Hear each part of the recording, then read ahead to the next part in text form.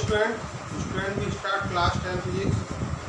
Student, our first chapter electricity is completed, and some numericals are remain of this chapter. So we start numerical related to electricity.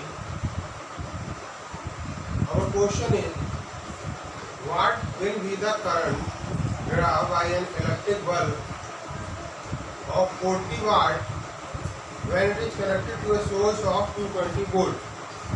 Student, इस question में आपको वाट यानी power की value given है, उसके साथ साथ आपको 220 वोल्ट यानी वोल्टेज की वैल्यू गिवन है। आपको इस क्वेश्चन में फाइंड क्या करना है? इस क्वेश्चन में आपको करंट फाइंड करना है। इस क्वेश्चन को करने के लिए आपको व्हाट विल द करंट यानी I equal to question mark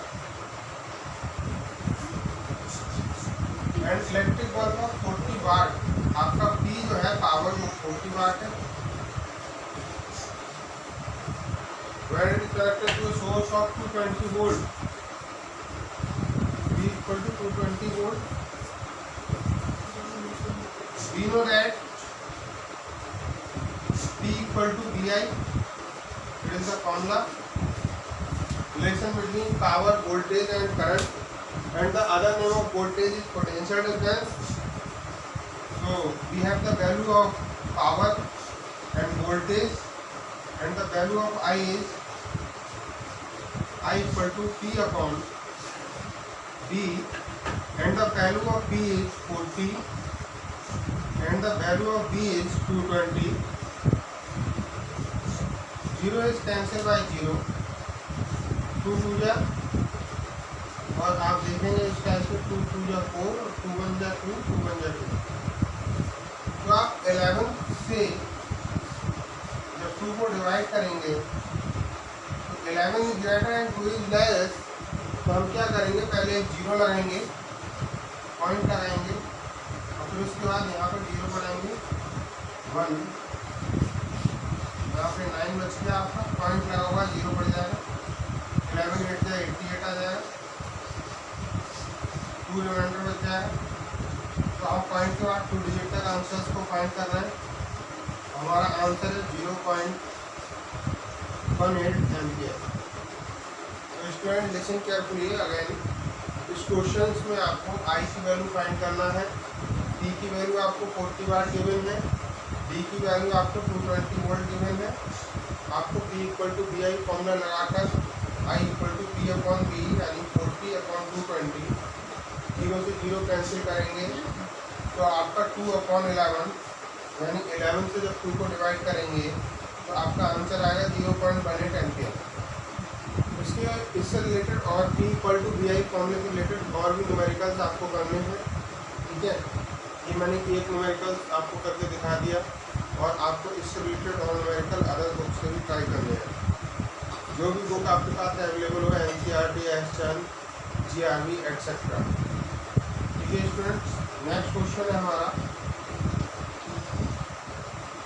next question को देख लीजिए।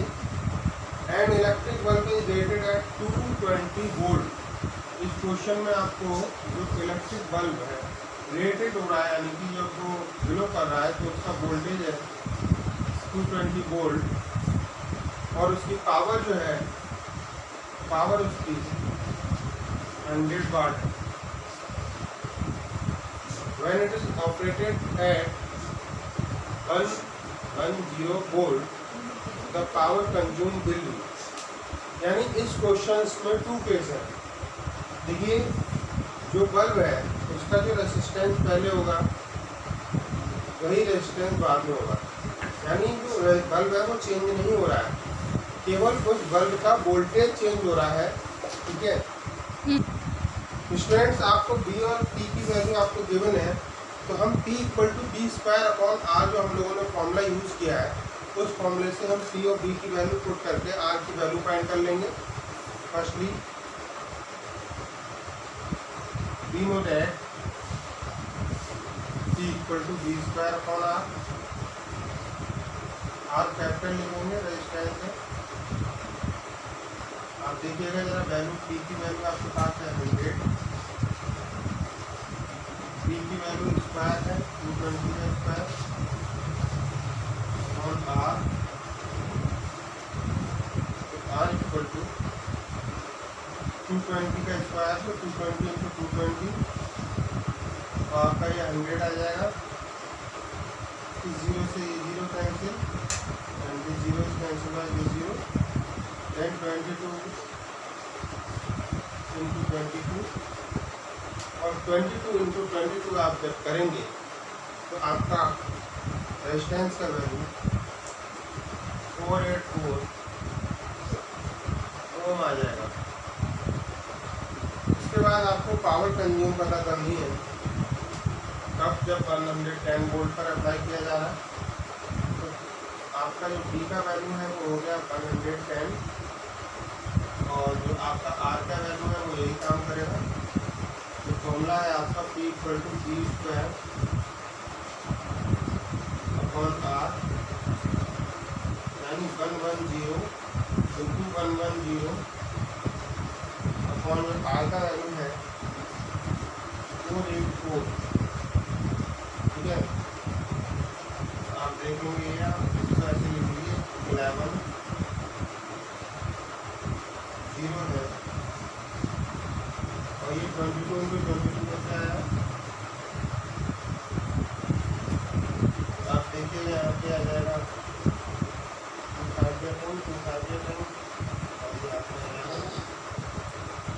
और ये आपका हो जाएगा 258 फिर ये आपका 258 और ये आपका हो जाएगा 11 5 का 55 11 5 का 55। इस टाइप से जो आपका आंसर आ जाएगा 5 इंटू 5 यानी 25 और आपको पता है पावर के SI/OT पार्ट तो part. Student listen again, question में जो फर्स्ट केस है तो उसको इसमें आपको B की वैल्यू गिवन है, P की वैल्यू गिवन है, आपको R की वैल्यू कंफर्म करनी है। तो P equal to B square upon R, P की वैल्यू 100, B की वैल्यू आपकी 220 स्क्वायर अपॉन R। तो R equal to 220 into 220 upon 100 तो 0 से 0 कैंसिल 22 इंटू 22 यानी 484 ओम। D की वैल्यू 110 है आपकी। नेक्स्ट इसमें तो आपको P की वैल्यू फाइंड करनी है। तो P equal to B square upon R 110 into 110 upon 484। ठीक है, 484 को मैंने अगेन 22 इंटू 22 लिख लिया है। तो 110 इंटू 110 इसको कट करने के बाद आपका आंसर 25 पार्ट आया। Student, our next question is a current of 4 ampere flows through a 12 volt car headlight bulb for 10 minutes. How much energy transfer occur during this time? Student, energy का formula आपको पता होना चाहिए। E equal to P into T और जो D में बैठ formula जो है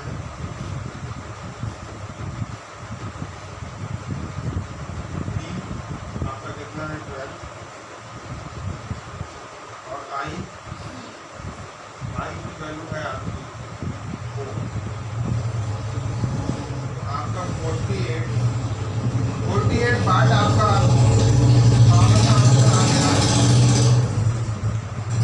और आपका जो पावर का आंसर है वो आपका वाट में है। अब आप इसको किलोवाट में कन्वर्ट करेंगे तो आप इसे 1000 से डिवाइड करेंगे, क्योंकि मैंने आपको बताया था kWh जो है आपकी किलोवाट आवर, ये केवल वाट है, हम किलोवाट आवर में करेंगे 1000 से डिवाइड करेंगे। ठीक है, ये आपका P का वैल्यू आ गया और आपका जो टाइम है, टाइम आपका 10 मिनट है और 1 मिनट में होते हैं 60 सेकेंड। तो इस टाइप से हम 1/6 मिनट कर लेंगे। हमारा P और T दोनों का वैल्यू यहाँ पर आ चुका है और इसको जो 48 है इसको अगर हम 1000 से डिवाइड करेंगे तो हमारा 0.0 0.048 यानी 3 डिजिट से पहले 0 पॉइंट आ जाएगा। 0.048 ये हमारा आ जाएगा। अब हम यहाँ पर जो मिनट है ये सेकेंड में आ चुका है आपका। इस टाइप से P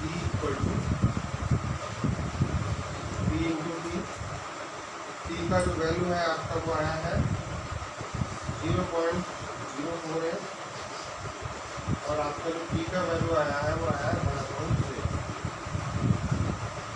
इस टाइप से आप देखेंगे 0.048 इंटू 1/6, इसको जब आप सॉल्व करेंगे तो आप देखेंगे कि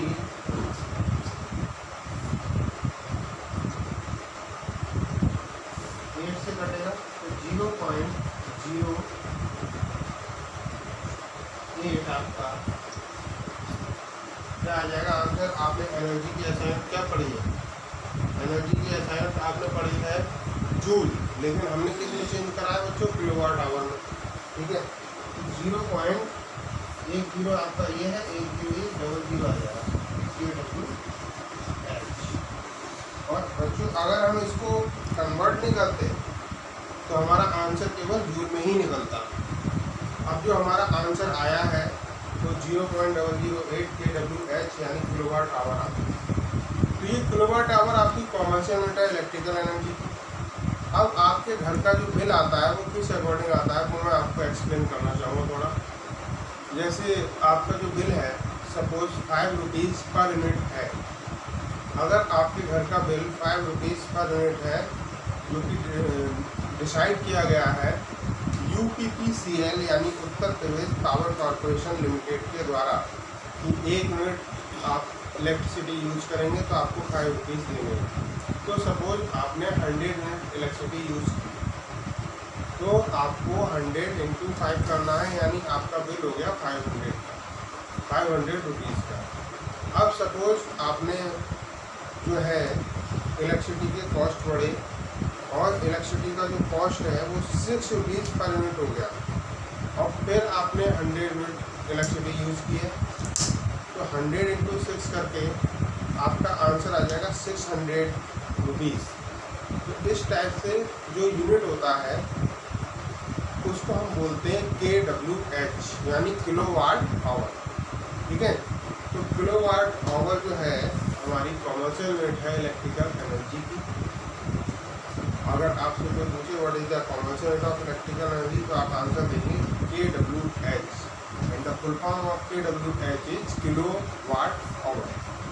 ठीक है, तो इससे रिलेटेड आपके न्यूमेरिकल्स भी कंप्लीट हो गए।